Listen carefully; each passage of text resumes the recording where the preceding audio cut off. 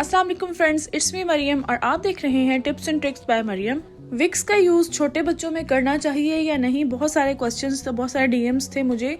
अगर बच्चे का नोज़ ब्लॉक हो जाए तो विक्स हम यूज़ कर सकते हैं छोटे बच्चों पर, और किस उम्र तक नहीं करना चाहिए और किस उम्र से करना चाहिए, और अगर छोटे बच्चों को नहीं यूज़ कर सकते उसको अल्टरनेट क्या होना चाहिए, और अगर हमने 2 साल से या 1 साल से ऊपर बच्चों को यूज़ करना है तो किस तरीके से यूज़ करनी चाहिए। तो ये तमाम जो चीज़ें हैं आज की इस वीडियो में डिस्कस की जाएंगी। सबसे पहली बात तो ये है कि 1 साल से छोटे बच्चों पर विक्स यूज़ नहीं करनी चाहिए। इसमें कुछ ऐसे डेंजरस केमिकल्स वगैरह पाए जाते हैं जो बच्चों के लिए ठीक नहीं होते। बहुत ज़्यादा शार्प इसका जो है वो एक फ्रेगरेंस होती है, बहुत ज़्यादा शार्प इसमें जो है वो चीज़ें वगैरह ऐड की होती हैं। सो छोटे बच्चों के लिए ये एलर्जी का सबब बन सकती है, और भी इससे 1-2 इश्यूज़ जो हैं वो मैं डिस्कस करती हूँ, वो हो सकते हैं। सो पहला क्वेश्चन तो ये है कि क्या हम 1 साल से छोटे बच्चों को यूज़ कर सकते हैं? जी नहीं, आप नहीं कर सकते। उसका ऑल्टरनेट क्या है? उसका बहुत बेस्ट और बहुत ज़बरदस्त ऑल्टरनेट मैं आपको बताऊंगी। अगर बच्चे का नोज़ ब्लॉक हो गया है तो आपने क्या करना है। अब बात करते हैं 1 साल से बड़े बच्चे की। 1 साल से बड़े बच्चे पर आप विक्स जो है वो यूज़ कर सकते हैं आराम से, लेकिन उसको भी इस्तेमाल करने का एक तरीका है। हम अक्सर क्या करते थे, हम जब विक्स बच्चों के लगाते थे तो हम उसके नोज़ एरिया पे, नोज़ के ऊपर, नोज़ के नीचे और सारे फेस के राउंड लगा देते हैं ताकि बच्चे का नोज़ जो है वो आराम से ओपन हो जाए और उसमें कोई मुश्किल ना हो।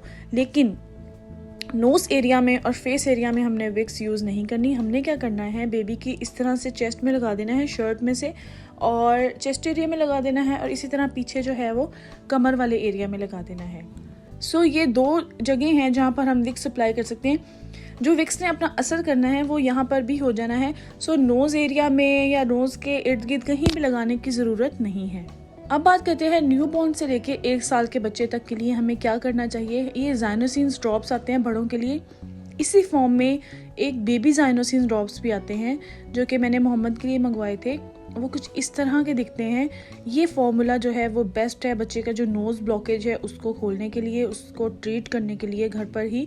सो ये इस तरह से ड्रॉप्स की फॉर्म में आते हैं। एक ड्रॉप एक साइड पे, दूसरा दूसरी साइड पे इस तरह से अप्लाई करेंगे, और इससे बेबी को जो है वो बहुत जल्दी आराम आ जाता है। नोज़ वाला सारा सिस्टम ठीक हो जाता है। नोज़ ब्लॉकेज वगैरह, सांस में इशू, खटखट की आवाज़ आती है सीने में से, वो सारी चीज़ें जो हैं वो इससे काफ़ी हद तक सॉर्ट आउट हो जाती हैं। सो बहुत छोटे बच्चे पर आप ये वाले ड्रॉप्स यूज़ कर सकते हैं। अगर आपने विक्स यूज़ करनी भी है तो फ्रंट से चेस्ट पर और बैक से जो है वो बैकबोन के साइड पे लगा देंगे। नोज़ पे या फेस पे आपने नहीं लगाने। सो ये छोटी सी टिप थी आज की। बहुत सारे लोग पूछ रहे थे विक्स के बारे में कि छोटे बच्चों को लगानी चाहिए या नहीं। सो आपको आई थिंक गाइडलाइन मिल गई होगी इस चीज़ के बारे में। मज़ीद इस तरह की अच्छी अच्छी टिप्स के लिए चैनल को सब्सक्राइब करें और बेल बटन को प्रेस कर दें, और इसी के साथ मुझे दें इजाज़त। अल्लाह हाफिज़।